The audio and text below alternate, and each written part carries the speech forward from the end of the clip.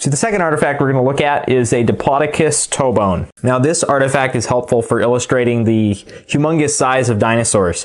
As I said, this is just a toe bone, so you can imagine how big the actual dinosaur was. So one fun thing that I like to do when I'm talking about dinosaurs is to hold up this bone and ask my audience, so what do you think this is? What bone do you think this is? Usually they'll say something like an arm bone or a leg bone, but no, it's a single toe bone from a dinosaur. So that's how big some of these creatures were. This was a Diplodocus, and Diplodocus was one of the sauropods. And so this is helpful when you're talking about things like the behemoth passage in Job 40, which talks about the creature being the chief in the ways of God.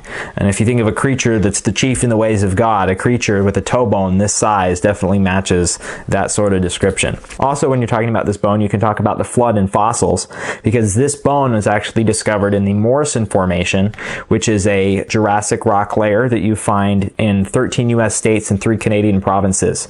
It's a huge rock layer. It spans 700,000 square miles. And so it's just amazing testimony to the catastrophic widespread nature of the flood. And that same layer contains many dinosaur bone beds, including the famous Dinosaur National Monument in Utah.